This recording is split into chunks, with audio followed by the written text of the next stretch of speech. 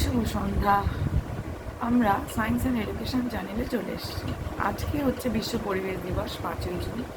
এই বিশ্ব পরিবেশ দিবস উপলক্ষে আমরা পরিবেশের কিছু গুরুত্বপূর্ণ টপিক সম্পর্কে জানব, যেটা হচ্ছে দূষণ।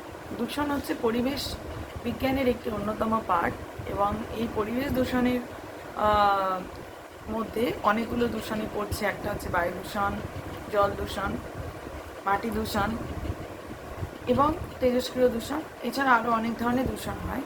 মূলত এই দূষণগুলো রয়েছে। পারমাণবিক দূষণ বা তেজস্ক্রিয় দূষণ সম্পর্কে আমরা আজকে জানব। যে পারমাণবিক দূষণ হচ্ছে যখন তেজস্ক্রিয় প্রভাবের ফলে দূষণ হয়। 1 কিলোগ্রাম ইউরেনিয়াম 235, সেখান থেকে যে পরিমাণ শক্তি পাওয়া যায় সেটা 3000 কয়লার সমান। সুতরাং জীবাশ্ম জ্বালানি যেহেতু ফুরিয়ে আসছে, সেটাকে আমরা ইউজ করে শক্তির একটা বিকল্প উৎস হিসাবে ধরতে পারি। কিন্তু এর সাথে সাথে এই তেজস্ক্রিয় মৌলগুলোকে ব্যবহার করার জন্য কিছু তেজস্ক্রিয় গ্যাসও নিঃসৃত হয়, যেমন রেডন, এবং তার ফলে এছাড়াও মনুষ্য সৃষ্ট কিছু দূষণ রয়েছে। ইউরেনিয়াম, রেডিয়াম, থোরিয়াম এই পদার্থগুলো নিঃসরণ হতে পারে। এছাড়া বিভিন্ন কারখানা বা হাসপাতাল, চিকিৎসা কেন্দ্র, গবেষণাগার এগুলো থেকেও কিন্তু বিভিন্ন রকম রোগ, যেমন ক্যান্সার বা ইমিউনিটি প্রতিরোধ ক্ষমতা হ্রাস বা অনুচক্রিকার সংখ্যা হ্রাস, এগুলো দেখা যেতে পারে।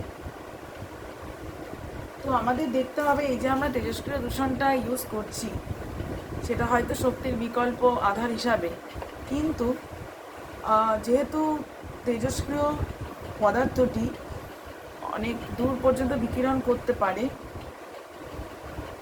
তাই জন্য জল, মাটি বা বাতাসে এর যে প্রভাব সেটা থেকেই যায়। কারণ কোনো রকম এক্সপেরিমেন্ট করলে সেইটা প্রভাব পড়ে তার পার্শ্ববর্তী এলাকায়। সুতরাং তেজস্ক্রিয় যে দূষণ সেটা কিন্তু মূলত এখন আমরা হিরোশিমা, নাগাসাকিতে দেখেছি বিভিন্ন রকম রোগের প্রাদুর্ভাব আছে, জেনেটিক ডিজিজ রয়েছে, যেটা তেজস্ক্রিয় বোমা বিস্ফোরণ করার ফলে হয়েছিল। কিন্তু তারপরেও যে পরমাণু বিদ্যুৎ উৎপাদক যে কারখানা রয়েছে, সেগুলো থেকে শক্তি পাওয়া গেলেও সমুদ্রের গভীরে ক্রিস্টাল বা সীসার বাক্সে ভরে নিক্ষেপিত না হলে সেগুলো কিন্তু জলে মিশে যাওয়ার অনেক সম্ভাবনা থাকে। এছাড়া যদি আমরা হাসপাতাল বা চিকিৎসা কেন্দ্রে সেগুলো সতর্কতার সাথে না ইউজ করতে পারি, সেগুলো কিন্তু বাতাসে বা মাটিতে ছড়িয়ে যায়। এছাড়া গবেষণাগার থেকেও যে জল নিকাশি ব্যবস্থায় মাধ্যমে জলাশয়, নদীতে মিশে যে তেজস্ক্রিয় কণাগুলি, সেগুলি বাস্তুতন্ত্রকে প্রভূত ক্ষতিসাধন করে।